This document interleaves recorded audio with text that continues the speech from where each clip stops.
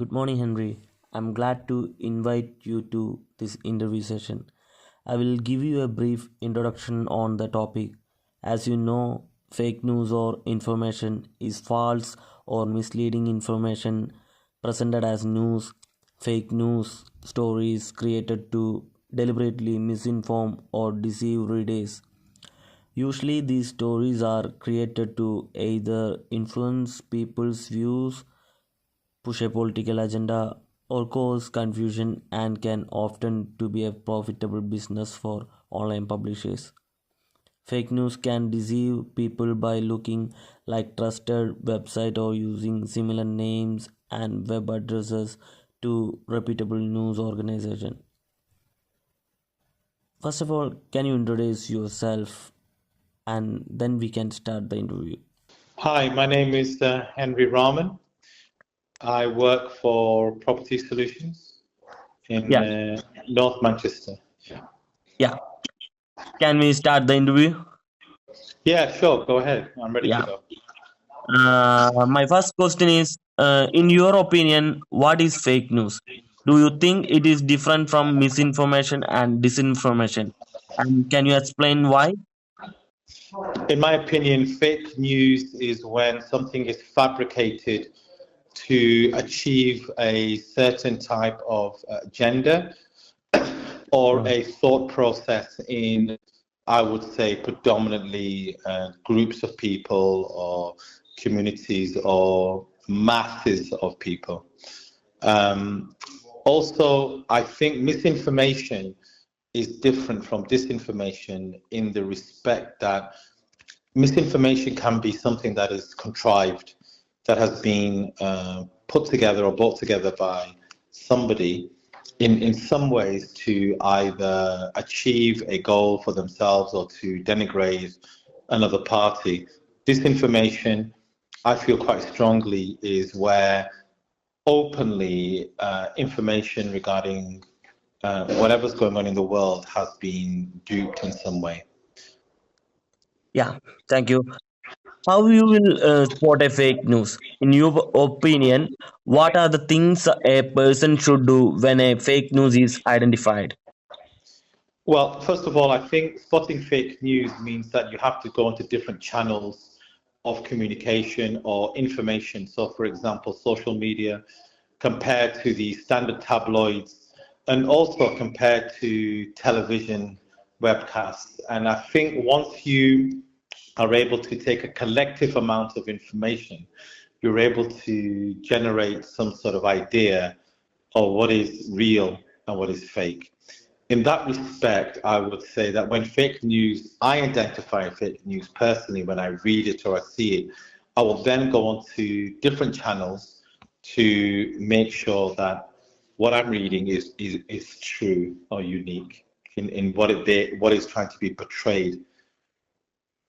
Do you think fake news detection strategies and training is necessary for the journalist in the present era? I 100% agree that I think it's exceptionally important that the ethics and morals of journalists is upheld and withheld in such a way that news should be a very much a moralistic and honest pursuit. However, as we are aware, fake news, and especially any information that goes into the public space, has been contrived to achieve end goals either politically, economically, or to create some sort of social movement or thought process against what we think exists. Now, fake news has increased with the recent rise of social media, especially the Facebook newsfeed, and this misinformation is gradually seeping into the mainstream media. Do you agree? And what are your thoughts about it? I don't wholly agree, but what you are now seeing is that very large social media outlets are controlling the media that's going into their channels and then therefore banning or securing or ending some people's information that is put online. I think it's a positive thing to have social media as a separate counter to what we see as the mainstream. And that's extremely, extremely important. And if we do not have that, even as a check, it tends to denigrate a lot of issues. And I think one of the main issues that we've seen is, for example, in the United States, the Senate and congressmen actually putting now potentially a ban on TikTok, because fundamentally channels like TikTok or Twitter have allowed for news to seep through, but it's also educated people to know actually what is legitimate and what is not legitimate. That has also been a very positive thing. From your viewpoint, what are the major problems created by fake news? Do you think more best practices and adaptation of journalism training is important for news journalists for enhancing their knowledge on how to overcome the fake news issue in future? But the major problems with fake news is actually, again, political and massively financial news agencies and bodies that are able to control both political agendas as well as economic agendas. And I think that is a major issue. That will not stop unless arbitrarily something like fake news is allowed to seep in and to see exactly what is legitimate.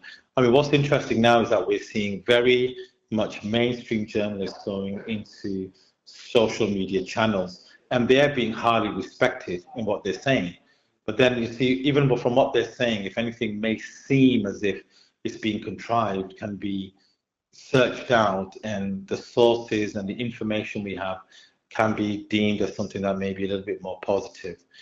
I think with that knowledge that journalists have right now, if they can work in different platforms and acutely put out information which is genuine, then yes, they would hold a lot more esteem. But like I said, you're not going to beat the likes of Murdoch or News Corp in this respect. Unfortunately, they are the ones that dominate the news agendas around the world. One last question: what are the some of the suggestions you for the young aspirants to become a successful journalist rather than becoming a detective, and what are your recommendations for spotting fake news which is not truthworthy and reliable?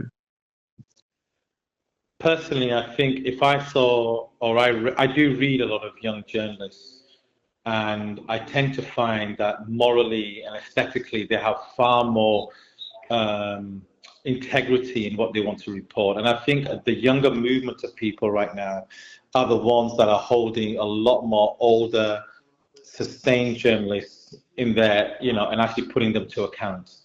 And I think that's incredibly important, because what you would see then is more realistically is a movement that is willing to question a huge, large body or corporation in what they're putting out there. But the most fundamental one is going to be about the news agenda that's been set by what's going on in Israel and Palestine. That has allowed us to, for the first time, to understand the difference between what is legitimate and non-legitimate. And a young journalistic movement that's moving forward has also seen people that are in other professions all of a sudden start to become newsreaders or acutely making people aware of anything that's out there in the press. Fundamentally is because you are seeing people who very strongly believe in the ethics of humanity and people.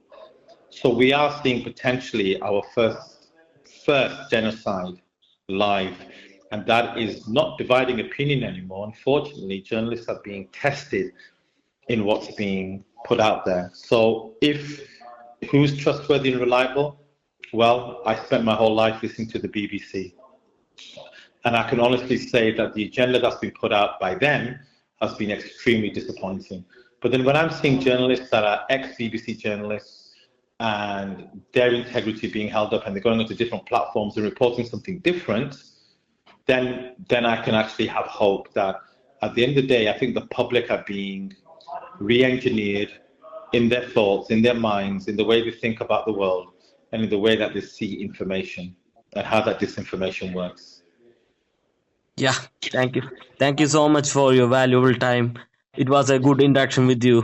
Thank you. No worries. Thank you for asking some very poignant and very important questions about how the world is changing. Thank you. Yeah, thank you. Thank you so much. Take care. Bye bye.